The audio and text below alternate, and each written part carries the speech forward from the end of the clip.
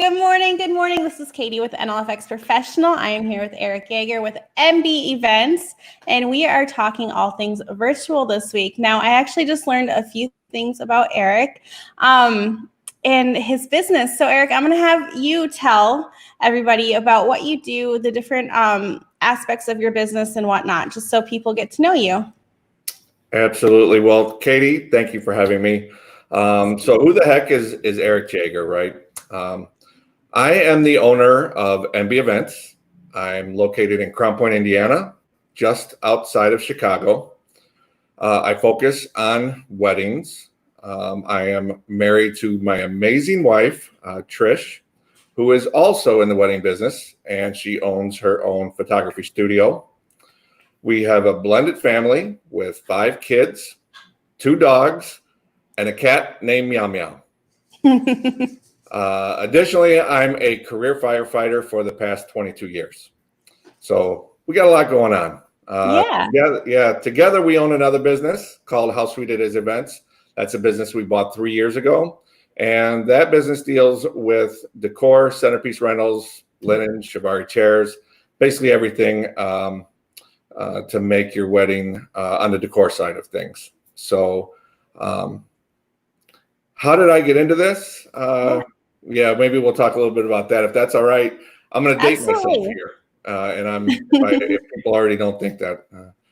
So I first fell in love with music back in the 7th or 8th grade. I would sit next to my stereo in my bedroom. I would put on my giant realistic headphones. I would turn the dial to 102.7 WBMX in Chicago and listen to the Hot Mix 5 and the creation of Chicago house music. And I was in love. Fast forward to college, it's now the early 90s. Music is still important to me, and so is throwing parties in college. So I had friends that had 2 dorm rooms adjoining. We would empty out one room, throw 4 speakers in one room, and we would just have the best parties, and I would be in control of the music. And that was the first time I got to see people just get hyped over my choice of music that I was playing. After that, I started sneaking into nightclubs like everyone does in college. And I was in awe watching just the DJs do their thing. I bought my first set of turntables and my first record, my first piece of vinyl. And from there, I became a resident DJ in one of the clubs for about 10 years. After that, I got into weddings. And I became a resident or an in-house DJ at one of the local venues that was pretty popular. And I was starting to burn myself out with the amount of weddings I was doing, over 100 weddings a year. Wow. Yeah. And I had a formula that worked, and these weddings were great, but I just couldn't do it anymore. So I needed more. And that's when my wife came into the picture, and I saw what she was doing with her clients, and it was just something completely different, and I wanted that. And so that's how, when I transitioned my business to being a little bit different, I now only do about 25 to 30 weddings a year, and that's my sweet spot. So that's where I am in the business. I'm sorry for the long story. Good. But yeah, so Eric, let's talk a lot of years. Let's talk a little bit about how you're going to proceed as your estate and the events open up. I know we had a little chat before this. Like right now, I think you have gatherings of 100 or less, and then it's projected June or July about 250. Yeah, I believe we're moved up to June on that. A lot of our weddings, when all this scare started, they were kind of proactive. And if they had June weddings, they were pretty much moving either to next year or delaying to later in the year. So we definitely worked with them on that. We completely understand all the concerns that they have. So our first wedding that we're back on the books is July 11th, and we are pretty much every weekend for the rest of the year after that. So we will be busy, and fingers crossed that things will be normal come July, or as close to normal as possible with some exceptions. So are you putting any precautions into place or offering anything different at this moment virtual wise? Let's start with precautions, because I know as the world opens up, we're going to have these gatherings and there are state restrictions, but do you have anything in place for you or your team? Absolutely. I think just pretty much general precautions, microphone care, who's going to be speaking on the microphone, how are we going to make sure that those microphones are always sanitary throughout. Just a lot more attention is going to have to be paid towards that. And then as far as what to offer differently, or maybe how can we service our clients best for what their weddings are going to be different. So how do we keep that emotion of the wedding for the people that maybe can't be there? Maybe there's elderly people, grandparents, somebody that can't be at that wedding and they really want to have this wedding date. So of course that's where virtual comes in. But we want to take it to another level, not just have it one-way communications where people could sit at home and watch. We want it to be reciprocated both ways. So that the brides can communicate with the people at home, or I shouldn't say brides, the couples can communicate with the people at home, and that emotional connection is still happening. And we're still figuring some of that out, but right now we're trying to put all the pieces in place so that when the time comes, we have it ready to go. What are some things right now that you are doing to try to figure it out to make that? I mean, are you looking at different softwares? Are you looking at different interfaces? Absolutely. There's a lot of choices that work. It's, I guess, finding the one that you're most comfortable with, the one that is going to appeal to the most people. You want to make it as easy as possible. If we're talking about the people that may not be able to attend the wedding, the people that are traveling far, or elderly people, it needs to be as easy as possible. We've designed websites for the couples. Sometimes they have existing websites, but we just want to put a link on that website where they could click a button and boom, they are taken right there to the event. So as minimal steps as possible for that. Several cameras. I want this to feel very much, and I know this was touched on earlier in the week, but I want it to feel very much like a highly produced broadcast television show almost. And if it feels like that, then the people at home aren't going to tune out, and they just feel the emotion at home. And I just think it's much more powerful. So there's the face of weddings. When you're there live, it may be a completely different experience. We're not trying to bring the live experience to the people that are at home. We're actually bringing them a different experience. And then the benefit is all of that's going to be recorded. So now the couple has a recording of all the reactions that took place throughout this broadcast. So as you're talking about that, I'm thinking of like an app. Have you looked into like developing an app or something where someone can just download it from the app store and, have grandma hit on the app and like, bam, there it is? Katie, see, I didn't even think of that. That's a great idea. But yeah, that would be absolutely perfect. Right now, our solution is thinking of just being able to click on a link, but to have an app, that would be pretty incredible, and it would make things easy. I'm gonna have to see. We started it researching in software and in hardware as well. I want as little moving parts as possible when we do this. So of course, with NLFX, we just bought the ATEM Mini Pro made by Blackmagic, which as a device, it's a video switcher, but it also has a monitor out, so you could see everything that's on those cameras. You could set transitions. You could set your bottom thirds for different people when they maybe if they're going up for a speech. Imagine having their names come across the bottom of the screen, and it almost looks like a broadcast event, just really professional. And then another great feature of the ATEM Mini Pro is that it is a broadcast device. You don't have to rely on software at all. You can incorporate software with it, but you don't have to rely on it. So you just give this an internet signal and it broadcasts for you. So it takes so much stress off the computer, and software has a tendency to fail sometimes. So we wanted to eliminate that as well. So that's kind of the direction that we're starting with. Have you talked to your couples about incorporating this into their wedding day yet? Or is that, what's the response been? Yeah, we started meeting with couples again for some of our discovery appointments. And these are like 2-hour appointments that we sit down with them and we really start picturing what their day could look like. What are the possibilities? What are their backgrounds? What is their family story, their history, and what's unique to them? And then this is when we're kind of planning out their wedding and what it could look like that would be different from every other wedding.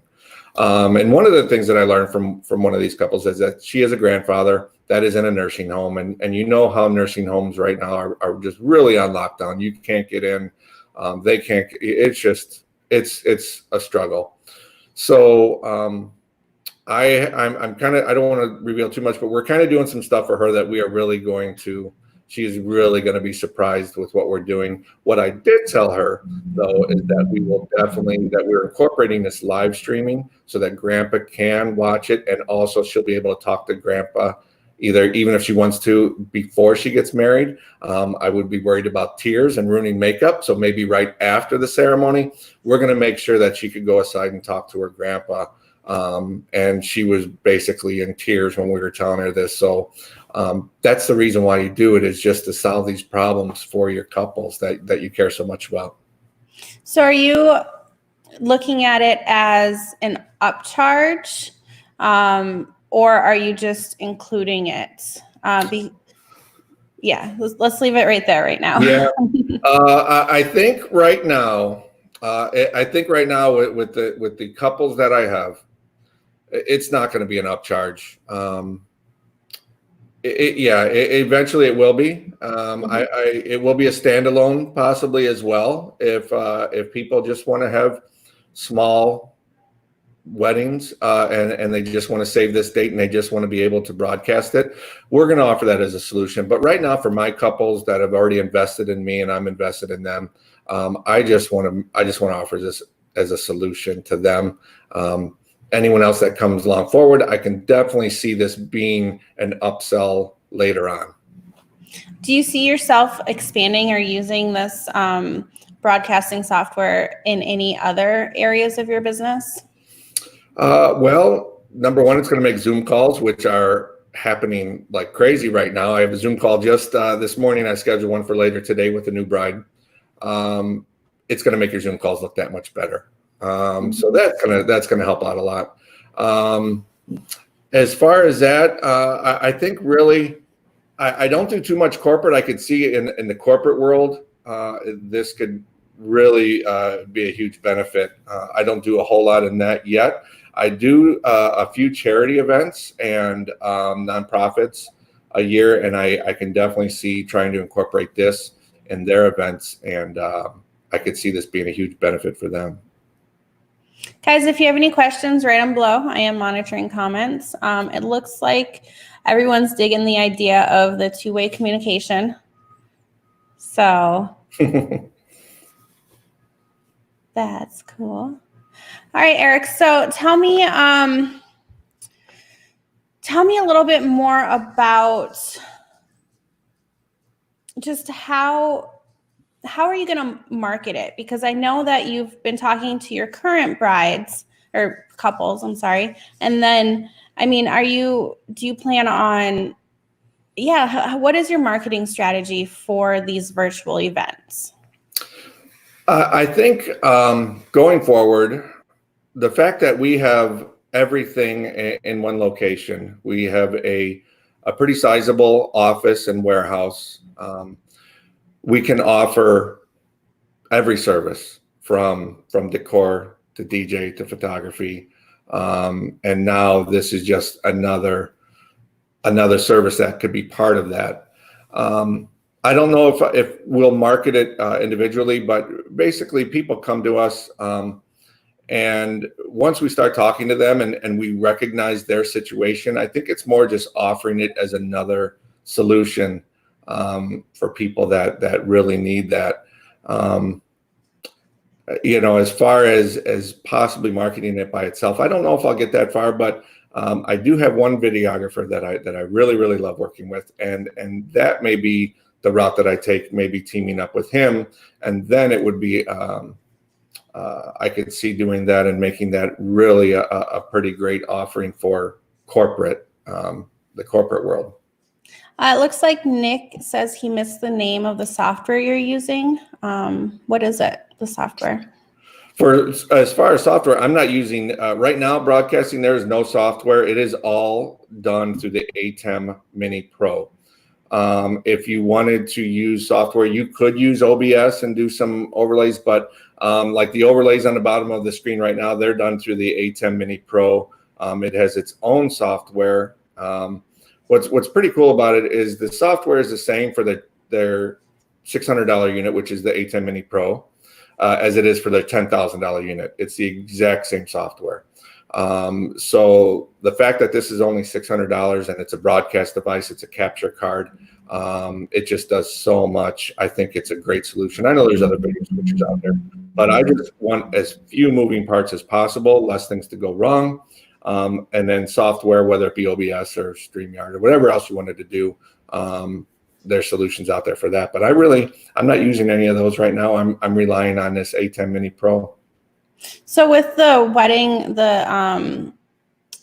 incorporating into weddings, how do you plan on using that device to bring everybody together?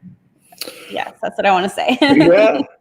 Well, there's a few ideas. I would say one is just capturing the ceremony. I think a lot of weddings, especially in the near future, they may be shortened versions of weddings, at least for the people that are experiencing them virtually. So the ceremony is going to be the big part. And I think what leads up to the ceremony could be really interesting for the virtual guests. I think some possible behind the scenes type footage. You basically are not a master of ceremonies, but almost you become the host of this produced wedding, and you're getting the people at home excited. So maybe you turn those cameras on 15 minutes before. Maybe you do some little interviews off to the side, and then beyond that, we may have to move pretty fast into, first dance moments or speeches or anything like that, and then a condensed party afterwards. Of course, dancing is restricted, but we're going to find ways around that as well. But I think for the virtual side of things, I think it's really going to be like an hour event. So Nick also has a follow-up question. You know how in OBS you can have a preview screen before you actually go live? Yes. He's asking you if the ATEM Mini has that ability. Yeah, I'm going to turn this camera. So I'm using a GoPro right now as my camera. So I'm going to go ahead and unclip this and turn this and show you the screen. Is that okay? Yeah. So here is our screen right there. And so that's pretty powerful to have that capability as a monitor screen. You can see your preview. You can adjust your cuts, your fades. You can adjust where the audio comes in. You can use separate audio, or you can use audio follows video through the cameras. There's just so many options with this ATEM unit. I was just waiting and waiting. This literally just showed up yesterday, I think. Yeah. I was hounding you, Katie, saying, when is this going to show up? So I am just learning this myself, other than the being YouTube certified on it. I'm trying to actually get through the 1168-page manual.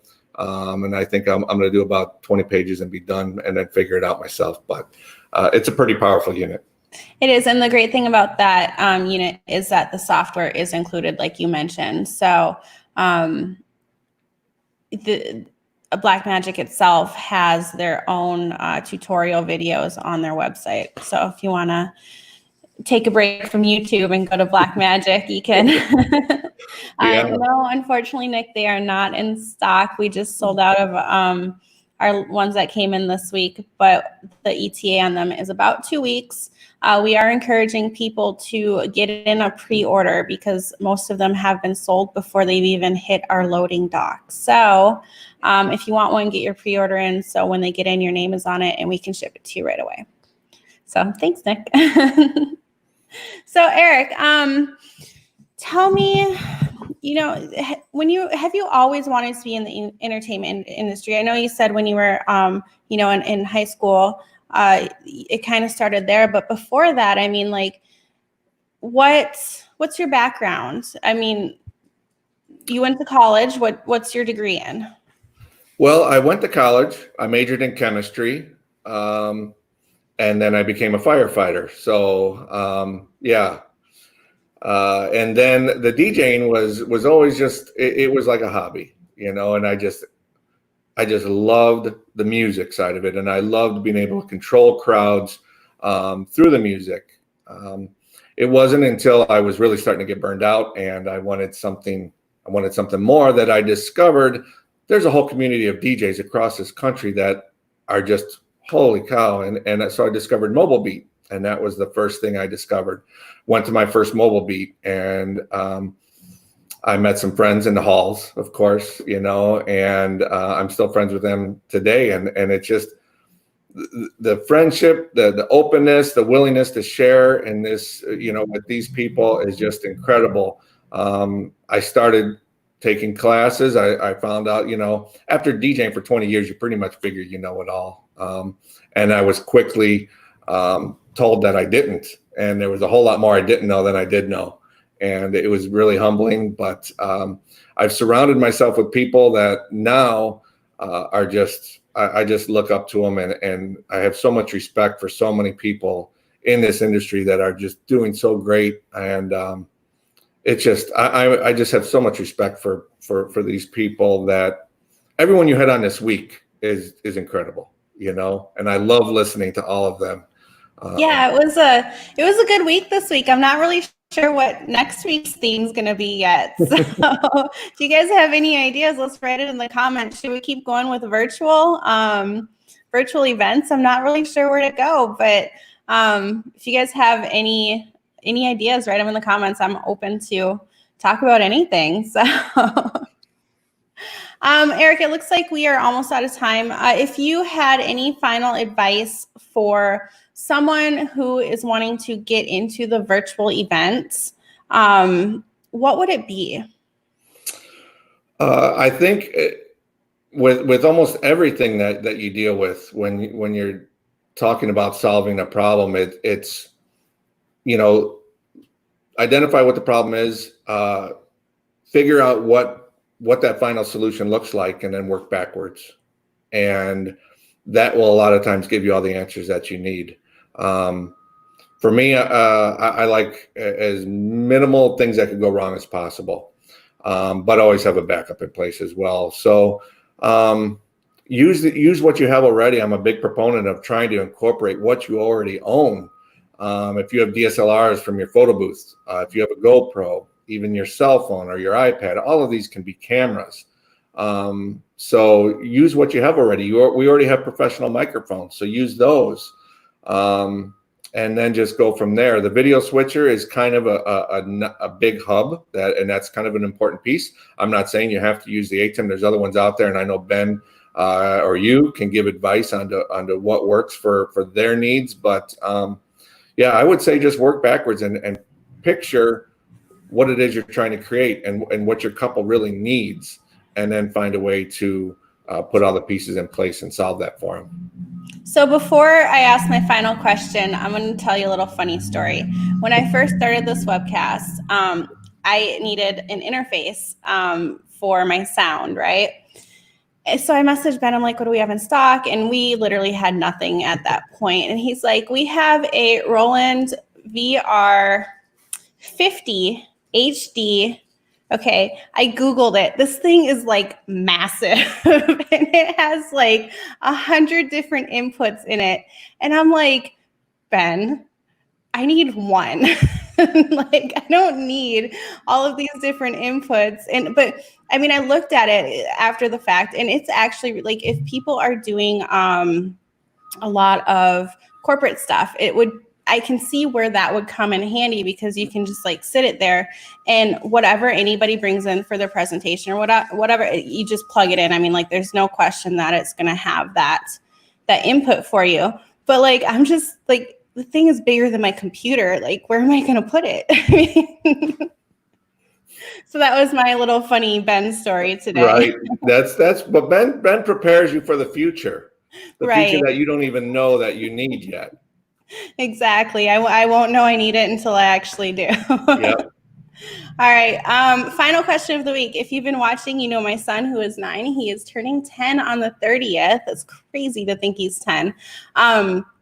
The question this week is, when you're old, what stories do you think your children or grandchildren are going to ask you to tell them about? Oh, man. Geez. Well, I am old. So I'm trying to think. Old. Like, a 20-year-old is old to a 10-year-old. So. Yeah. What stories? Well, obviously they're gonna talk about all the things that probably don't exist anymore, or have everything that you lived with, that they're living with now, that you didn't have when you were a kid. So how did you live without a cell phone? How did you live without internet? How did you live? So I think a lot of that will be get around how did you survive without this technology? And I think we're learning right now with everyone going for walks and everyone finding things to do. I think we're kind of living that right now a little bit. Mm-hmm. Perfect.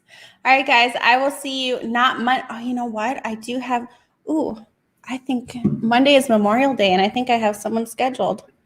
Let's check. I do. I have Dave Tournier. Oh my gosh. So yeah, I guess I don't get Monday morning off, unfortunately. None of us do. We all got to tune in and see Dave.